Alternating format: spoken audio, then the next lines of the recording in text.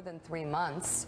Yesterday's New York Times CBS News poll showed Ben Carson passing Trump by 4 points, but within the margin of error.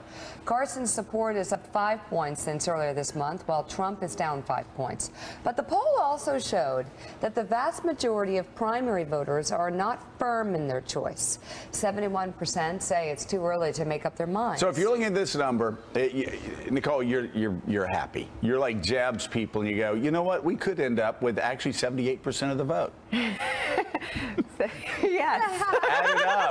I went to Dartmouth. I can add 71. Trump has fared well 7. in other national polls and in early 7. contest states, including the new Clemson-Palmetto poll of South Carolina, where he leads Carson 23-19.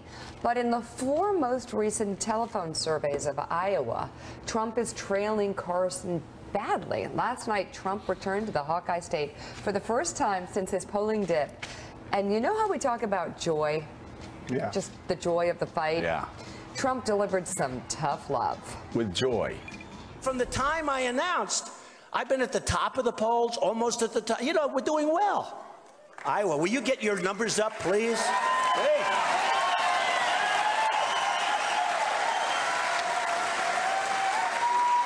Will you get these numbers up?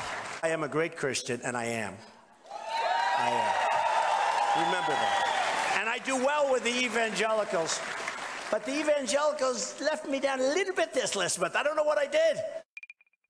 So, by the way, before I forget, will you get the numbers up, Iowa, please? This is ridiculous. I mean, what is my competition? In all fairness, what is my competition? Do you think these guys, I'm not going to say Carson. I'm not going to say Rubio, who really is way down. I mean, I am second. It's not like terrible, but I don't like being second. Second is terrible to me. In most polls, I'm number 1. Now, until Iowa came along, I said every poll. And then Iowa came. What the hell are you people doing to me? You know? You know? I'm telling you. They said, why don't you skip Iowa? They told me that. Everybody said, skip Iowa. No. All of the political geniuses. A man just interviewed me backstage, and he said, would you ever think of maybe skipping Iowa, going right to, right to New Hampshire?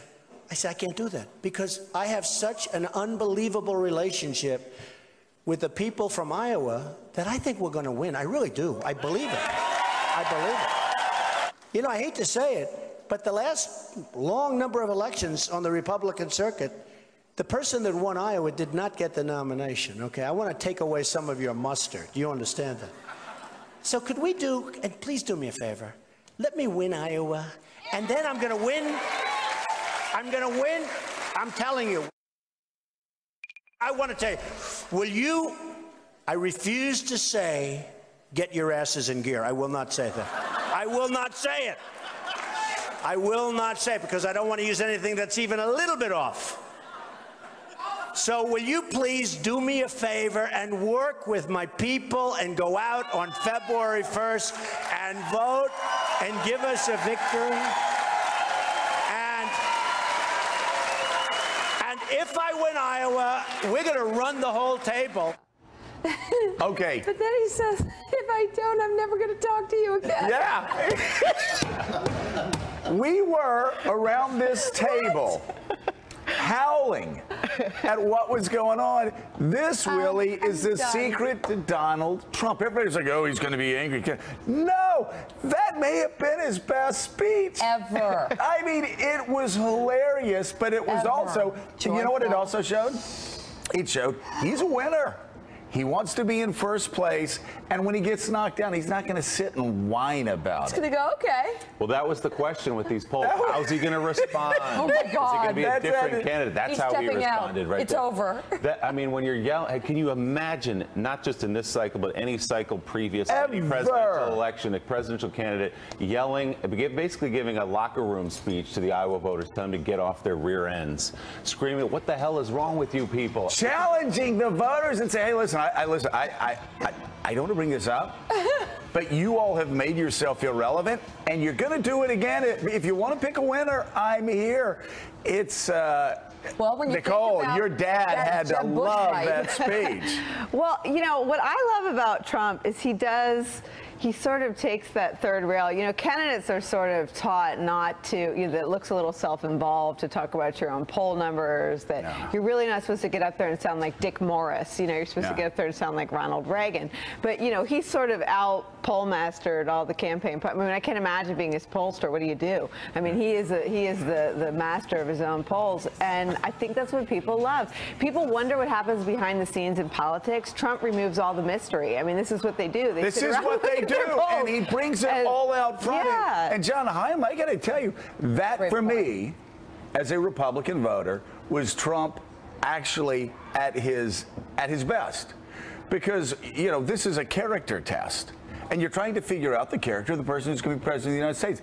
This is a guy that comes straight at you. I knew people like that I worked with in Congress. They come straight at you, and they're not going to whisper behind your back, and there's no machination. They're coming right at you.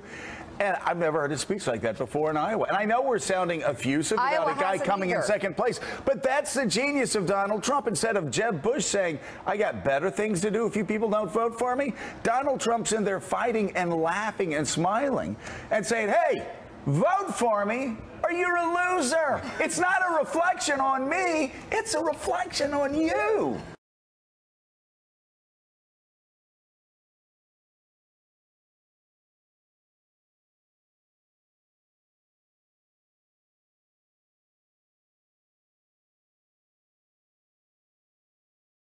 Is you are giving up everything you have worked for your whole life. I feel that people need to understand this has been my whole life, and I want them to understand how it happens. And so as time goes on, you start to lose touch with the real world. The mindset becomes us against them.